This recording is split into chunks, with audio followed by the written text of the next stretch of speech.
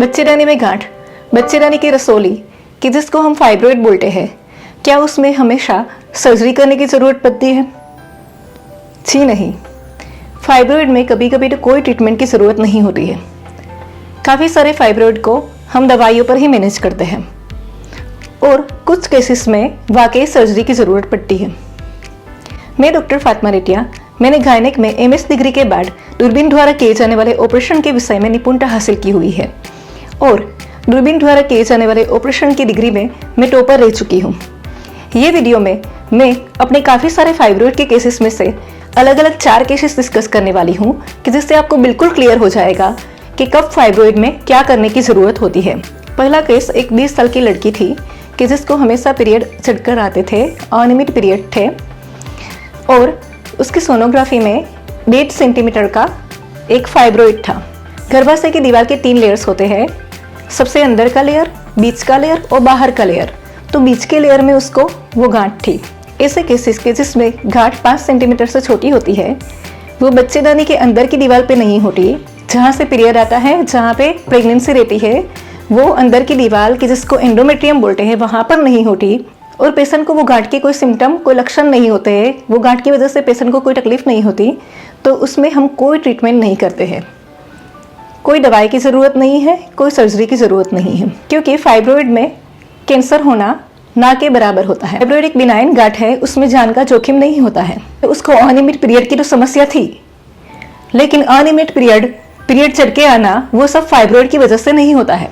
Fibroid heavy bleeding करते हैं और वो भी तब जब वो गर्भाशय की दीवार के अंदर के लेयर पे होते हैं, जहाँ से पीरियड आता है। तो उसको उस गांठ के लिए समझाया कि उसको साल में एक बार सोनोग्राफी करा के वो गांठ का स्टेटस देख लेना चाहिए, अदरवाइज उसको कोई ट्रीटमेंट की ज़रूरत नहीं है। दूसरा केस 55 से पीड़ित महिला है कि जिसको PCOD था। उसके बच्चेदानी की सतह पे सबसे ऊपर के लेयर पे काफ़ी सारी गांठें थी, लेकिन वो अंदर तक नहीं जाती थी। वो गांठों को रिमूव नहीं किया क्योंकि वो बच्चा रहने में इंटरफेयर नहीं करने वाली थी, वो अंदर की सतह पे नहीं थी बच्चेदानी की। मेरी दवाइयों से वो प्रेग्नेंट हुई। प्रेगनेंसी में हमने उसको अच्छे से मॉनिटर किया। उसके बच्चेदानी के मुख की लेंथ कम थी, तो अधूरे महीने पे डिलीवरी ना हो जाए इसलिए टाका लेना पड़ा और पूरे महीने पे बच्चा पेट में संडास कर गया था और वो महिला का BP हाई था, इसलिए सिजेरियन ऑपरेशन से डिलीवरी कराई। वो बच्चा और माँ दोनों आज बिल्कुल स्वस्थ है। तीसरा केस हमारी 35 साल की एक महिला है कि जिसको काफ़ी ज़्यादा पेन होता था और ब्लीडिंग काफ़ी ज़्यादा होती थी पीरियड में। उसकी सोनोग्राफी में बच्चेदानी के मुख पे एक गांठ थी और वो गांठ बच्चेदानी के अंदर की सतह तक जाती थी। मैंने उसको ब्लीडिंग कम करने की और खून बढ़ाने की दवाई दी, साथ में ही पेन किलर्स दिए, लेकिन जब भी वो दवाई बंद करती उसको फिर से हेवी ब्लीडिंग शुरू हो जाती। इसीलिए मैंने उसकी गांठ को दूरबीन द्वारा एक छोटा सा छिद्र बना के लेप्रोस्कोपिकली रिमूव किया। आज वो मरीज बिल्कुल स्वस्थ है, उसकी वो समस्याएं चली गई है।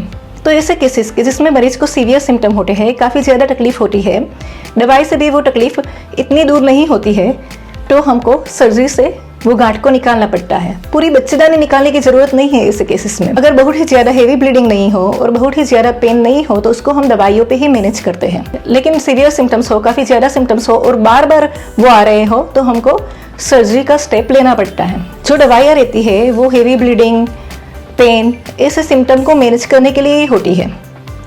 ऐसी कोई दवाई नहीं होती है कि जो गांठ को कम्प्लीटली घुला दे या पिघाल दे। मेरा चौथा केस एक 44 साल की महिला है जिसका पेट काफ़ी फूल गया था।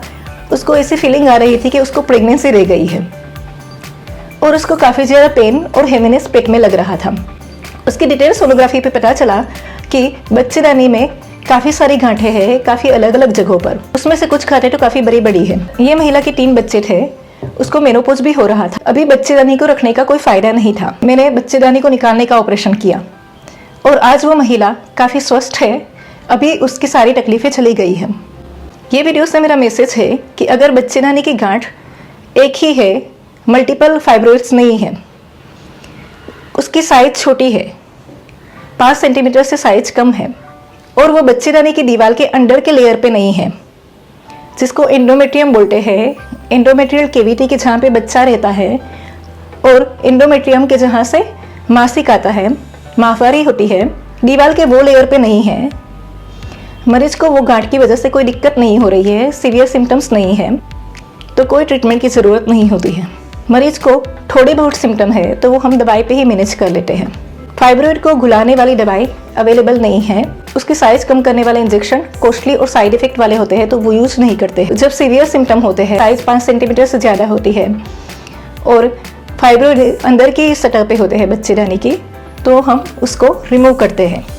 दूरबीन के द्वारा वो ऑपरेशन आसानी से हो जाता है और उसकी रिकवरी काफ़ी फास्ट होती है। ऐसे केसेस के जहाँ पे पेशेंट को आगे बच्चा नहीं चाहिए, पेशेंट को मेनोपॉज हो चुका है, पेशेंट की एज 40 से ऊपर है और बच्चेदानी में काफ़ी सारी गांठें हैं, उसमें हम बच्चेदानी को रिमूव करने का निर्णय लेते हैं। आशा रखती हूँ कि ये वीडियो से फाइब्रॉइड की ट्रीटमेंट से रिलेटेड आपके काफ़ी सारे प्रश्नों का आपको जवाब मिल गया होगा।